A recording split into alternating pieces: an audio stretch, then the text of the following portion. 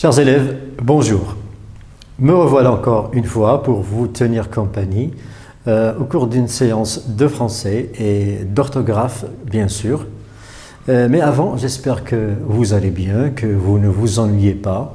Je sais que l'école, vos camarades vous manquent beaucoup.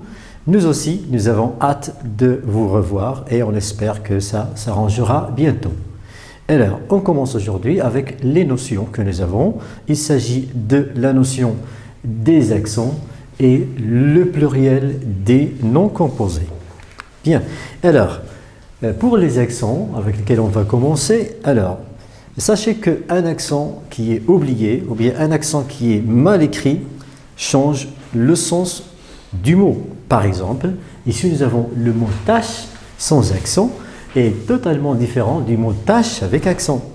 Tâche sans accent, ça veut dire un point ou bien une marque de saleté, alors que tâche avec un accent, ça veut dire un travail à faire. Vous voyez bien donc que c'est différent. Des sans accent, vous le reconnaissez, c'est le déterminant ou bien l'article indéfini, mais des avec un accent grave, ça veut dire depuis ou bien ça veut dire à partir de. Donc c'est différent. Prêt avec un accent aigu et prêt avec un accent grave. Prêt avec un accent aigu, c'est avec un S à la fin, c'est le pluriel du mot près qui est un champ où il y a de l'herbe. Et prêt avec un accent grave, ça veut dire à côté. Donc voilà pourquoi il faut faire attention aux accents. Alors, voici un exercice que nous allons faire ensemble. Je lis la consigne. Je mets les accents convenables quand il le faut.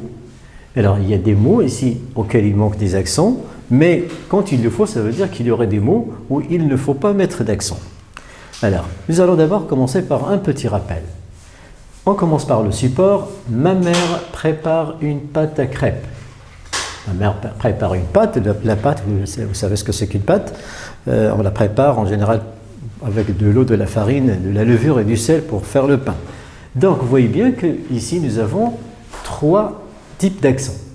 Un accent grave sur le mot mère, un accent aigu, prépare, un accent circonflexe.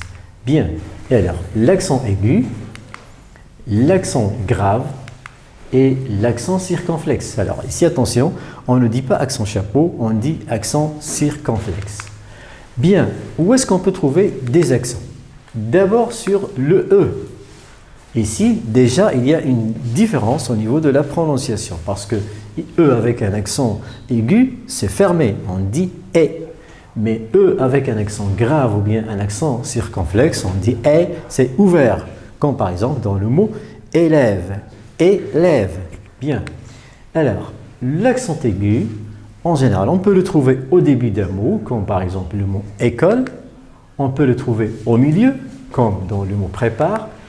On peut le trouver à la fin, et là je m'arrête un petit peu pour vous dire que l'accent aigu, c'est le seul accent qu'on peut trouver sur un E à la fin d'un mot. Là, c'est à retenir. Je répète, l'accent aigu, c'est le seul accent qu'on peut trouver sur un E à la fin d'un mot, c'est-à-dire jamais d'accent grave ni d'accent circonflexe à la fin d'un mot.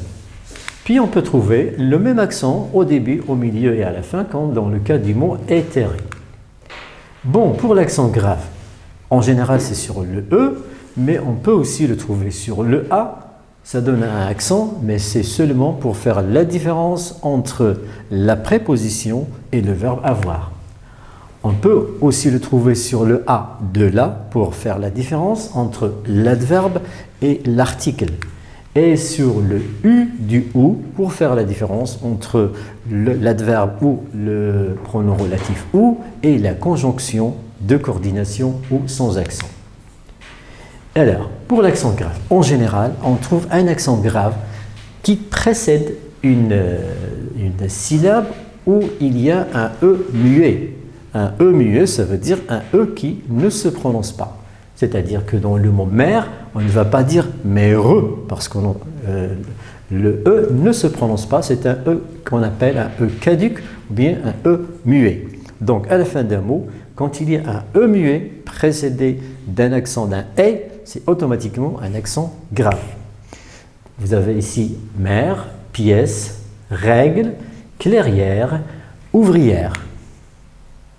Bon, on retrouve aussi l'accent grave dans les mots qui prennent un S de construction à la fin, c'est-à-dire un S qui n'est pas un S du pluriel, c'est-à-dire c'est un S qui est toujours là. Par exemple, le mot près, le mot très, excès, exprès, abcès, etc.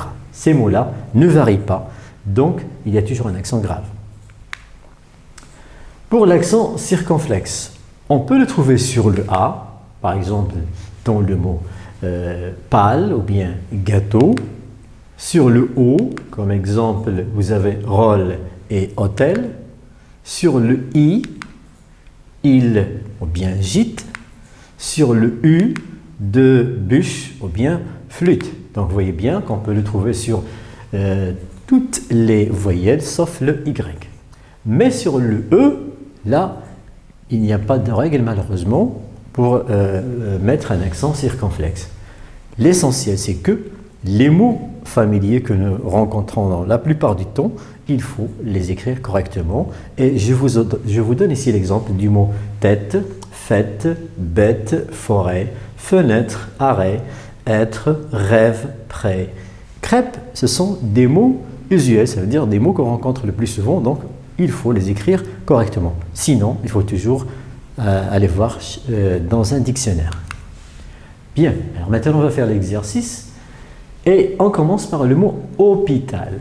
Alors normalement, quand il s'agit de mettre un accent dans un mot autre que l'adverbe là ou bien le ou, c'est en général un accent circonflexe. Donc sur hôpital, on va mettre un accent circonflexe sur le O. Pièce, vous voyez bien que dans le mot pièce, il y a un E caduc, c'est-à-dire un E qui ne se prononce pas, un E muet à la fin. Donc on va mettre un accent grave, pièce. Exprès. Exprès, donc c'est un mot qui contient un S, qui est un S de construction, qui est toujours là. Donc là, c'est un accent grave aussi. Été. Alors, été, normalement, on commence par la fin, jamais d'accent autre que l'accent aigu, donc à la fin, on va mettre un accent aigu. Et au début, c'est un accent aigu aussi parce que le E ici est prononcé. Il y a une syllabe ici sonore, donc on va mettre un accent aigu. Ouvrière, c'est la même chose, un E muet à la fin, donc accent grave. Trait, de même que exprès, donc un S qui est toujours là. Ensuite,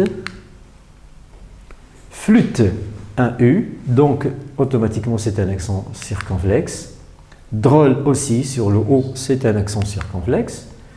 Le goût, sur le U, on ne peut mettre que l'accent circonflexe. Déchargé, alors dé c'est un préfixe. Alors, les préfixes mais, dé ou bien près prennent toujours un accent aigu. Donc, déchargé, c'est un accent aigu. Et en plus, la syllabe qui suit, c'est une syllabe qui est sonore. On dit bien chat, donc il y a un accent aigu. Hétérogène, alors là, il y a trois accents. Alors, à la fin, il y a un E qui ne se prononce pas, gêne, donc il y a un accent grave ici. Mais là, nous avons deux accents aigus parce que les consonnes qui suivent, les syllabes qui suivent sont toutes sonores. Ici, on dit et T, donc un accent aigu parce que le E ici, il est prononcé, donc T. Et ici aussi, un accent aigu parce qu'ici, on dit ro, c'est une syllabe sonore.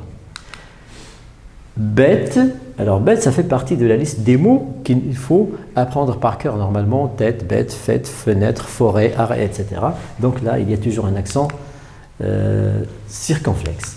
Âne, vous le connaissez aussi avec un accent circonflexe. Un gîte, là aussi, nous avons un accent circonflexe. Tresse, ici on entend bien le E. Mais là, il ne faut pas mettre d'accent parce qu'il y a une double consonne. Donc, on ne met jamais d'accent devant une double consonne, comme tresse, comme terre, comme gentillesse. Donc, jamais d'accent. Ensuite, élève. Alors déjà dans la prononciation du mot élève, ça se voit qu'il y a au début un accent aigu et ensuite il y a un accent grave. Et vous voyez bien qu'à la fin il y a un E qui ne se prononce pas. Puis nous avons excès. Excès, c'est comme l'exemple de exprès et de près.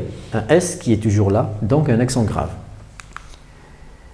Et donc c'est tout. Non, il y a un autre mot, exact. Alors, là aussi, on ne va pas mettre d'accent parce que jamais d'accent devant un X. Comme exact, exercice, exemple, donc jamais d'accent devant un X.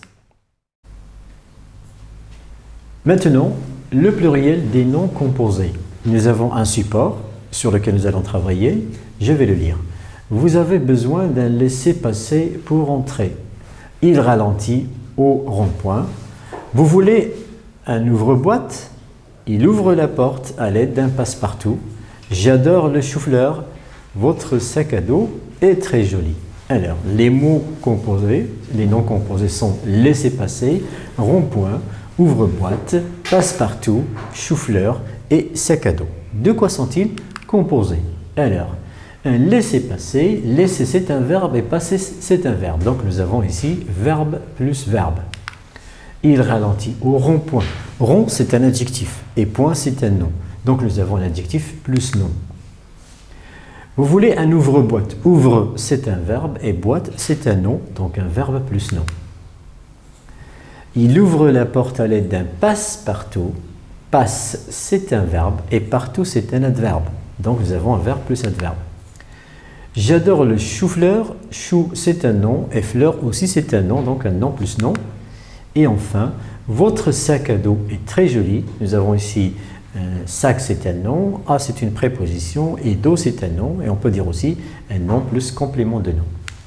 Bon, alors, au pluriel, qu'est-ce qui se passe? Vous avez un laissez-passer, au pluriel ça devient vous avez des laissez-passer. Vous remarquez bien que les verbes n'ont pas changé, ils n'ont pas pris la marque du pluriel, donc dans les noms composés, les verbes restent invariables.